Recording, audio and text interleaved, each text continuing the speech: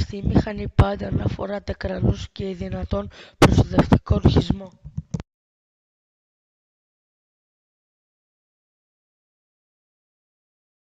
Να έχετε μια ασφαλή απόσταση από τα άλλα οχήματα.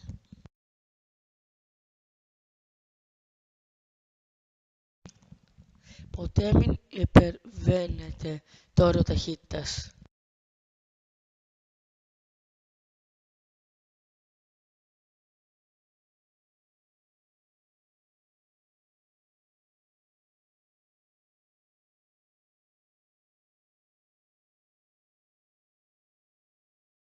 Όταν κάποιος πίνει αλκοόλ, 1. Είναι πιο δύσκολο να συγκεντρωθεί.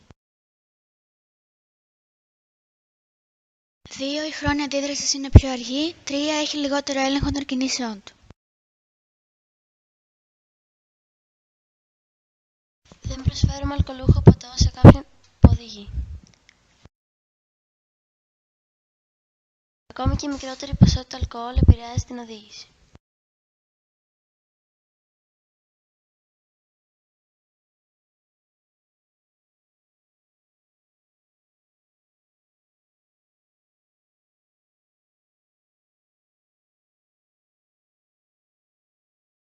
Οδήγηση υπό την επίρρεια αλκοόλ είναι παράνομη σε όλες τις χώρες της Ευρωπαϊκής Ένωσης.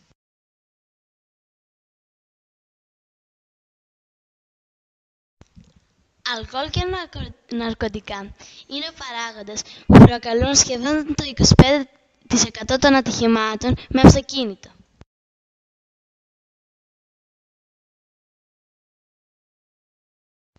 Εάν πρέπει να οδηγήσουμε, είναι καλύτερο να μην πίνουμε καθόλου.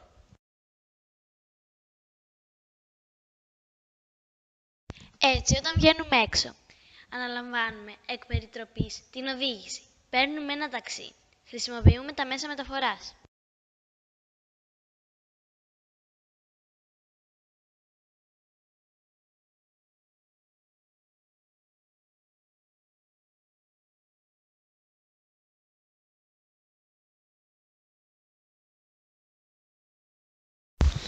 Αυτοκίνητα. Ενεργοποιήστε πάντα τα φώτα σας τη νύχτα και στις κακές καιρικές συνθήκες. Σε ορισμένες ευρωπαϊκές χώρες θα πρέπει να έχετε πάντα τα φώτα σας ανοιχτά.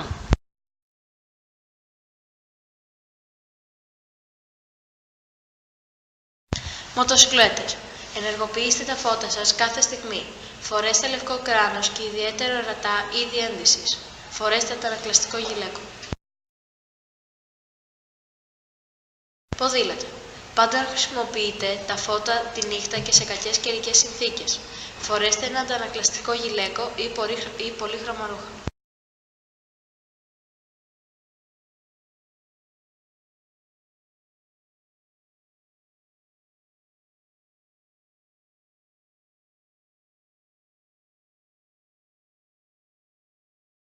Διασχίζουμε το δρόμο από τη διάβαση όταν είναι δυνατόν. Πάντα κοιτάμε προς τις δυο κατευθύνσεις πριν διασχίσουμε το δρόμο, ακόμα κι αν χρησιμοποιείται ένα πέρασμα.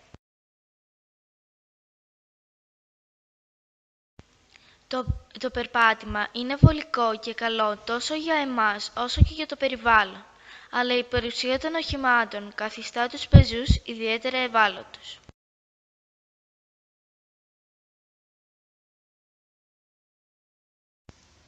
Μπορεί να ακούγεται από φωνές, αλλά περπατάμε στην άκρη του δρόμου μόνο αν δεν υπάρχει πεζοδρόμιο ή διαχωριστικό.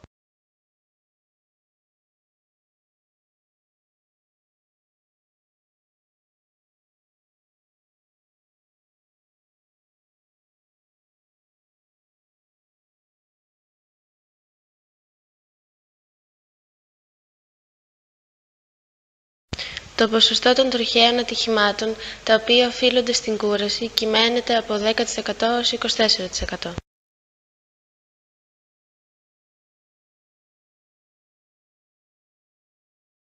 Κάνουμε τακτικά διαλύματα, περίπου 15 λεπτά κάθε 2 ώρες. Δεν ξεκινάμε ένα μακρύ ταξίδι αν είμαστε ήδη κουρασμένοι. Αν αισθανόμαστε υπνηλία, φροντίζουμε να βρούμε ένα ασφαλές μέρος για ξεκούραση, πίνουμε ένα καφέ και περιμένουμε 20 με 30 λεπτά πριν ξαναξεκινήσουμε ξανά.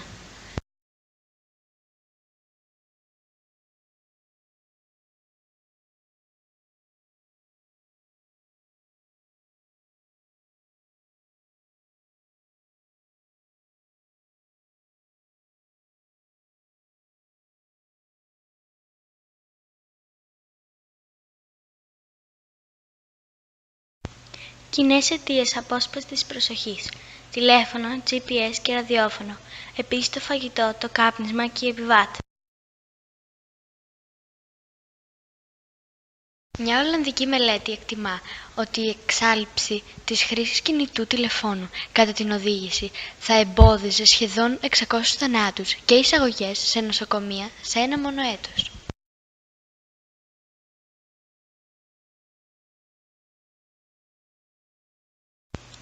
Οι περισσότερες αιτίες απόσπασης προσοχής μπορούν να αποφευχθούν με καλή οργάνωση. Μπορούμε να φάμε, να καπνίσουμε ή να τηλεφωνήσουμε πριν από την οδήγηση και αν χρειαστεί να σταματήσουμε για λίγο για να ασχοληθούμε με τα παιδιά ή να απαντήσουμε σε μία κλήση.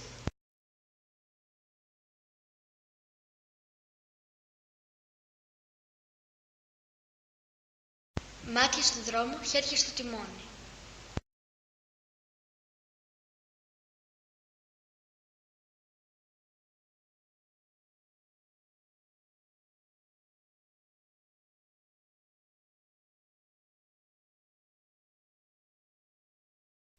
Το 40 με 50% των οδηγών οδηγούν γρηγορότερα από το συνιστόμενο όριο ταχύτητας, στο 10 με 20% υπερβαίνει το όριο πάνω από 10 χιλιόμετρα την ώρα.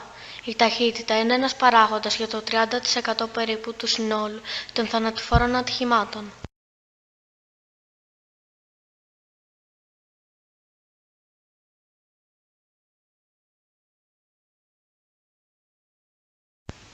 Με την υπερβολική ταχύτητα βάζουμε τον εαυτό μας και τους άλλους χρήστες της οδού σε κίνδυνο. Ο κίνδυνος είναι ακόμα μεγαλύτερος για όσους έχουν ελαφρά οχήματα ή για εκείνους που είναι απροστάτευτοι, όπως οι ποδηλάτες και οι πεζοί.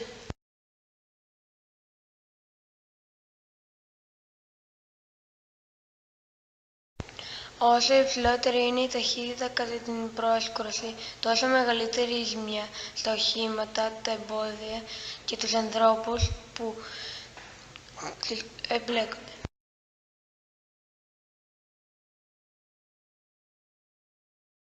Αν η ορατότητα είναι μειωμένη λόγω βροχής, ομίχλης, χιονιού ή έθαλομίχλης, μειώνουμε την ταχύτητά μας.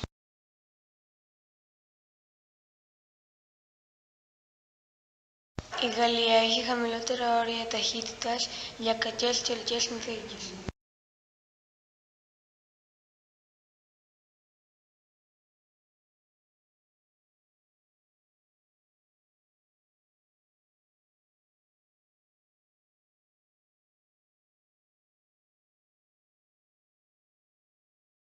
Σε περίπτωση ατυχήματος, οι ζώνες ασφαλείας μπορούν να σώσουν μια ζωή. Όλα τα νέα αυτοκίνητα έχουν ζώνες ασφαλείας για κάθε κάθισμα. Η ζώνη ασφαλείας είναι επίσης υποχρεωτική για όλους τους τύπους των οχημάτων.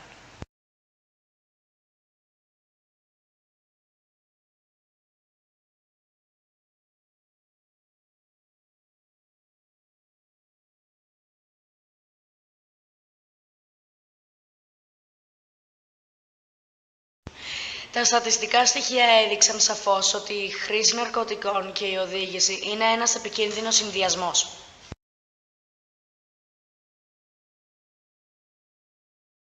Των οδηγών που σκοτώθηκαν, 15 με 40% ήταν πάνω από το νόμιμο όριο για αλκοόλ. Οι νόμοι διαφέρουν από χώρα σε χώρα. Οι περισσότερες χώρες της Ευρωπαϊκής Ένωσης έχουν μηδενική ανοχή για οδήγηση υπό την επίρρεια ναρκωτικών. Η κοκαίνη δίνει μια ψευδιαίσθηση ασφάλειας και κάνει τον χρήστη υπερευαίσθητο στο φως και τον ήχο. Ανάμειξη διαφόρων φαρμάκων ή ανάμειξη ναρκωτικών και αλκοόλ κάνει τον χρήστη να συμπεριφέρεται αλλοπρόσαλα και αυξάνει σημαντικά τον κίνδυνο πρόκλησης ατυχήματος.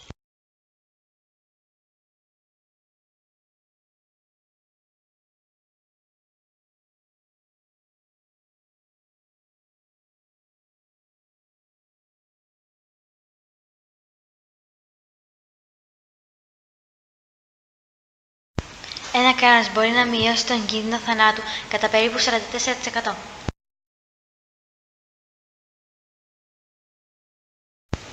τη λήψη μιας σειράς από προληπτικά μέτρα, όπως φορώντας ένα κράνος ή προστατευτικό ορχισμό, υπάρχει μια καλύτερη πιθανότητα αποφυγής σοβαρού τραυματισμού.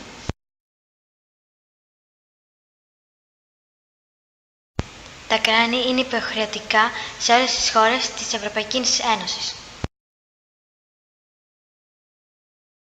Σε ορισμένες χώρες της Ευρωπαϊκής Ένωσης, τα κράνη είναι υποχρεωτικά για όλους, σε άλλες είναι υποχρεωτικά ακόμη και για τα παιδιά.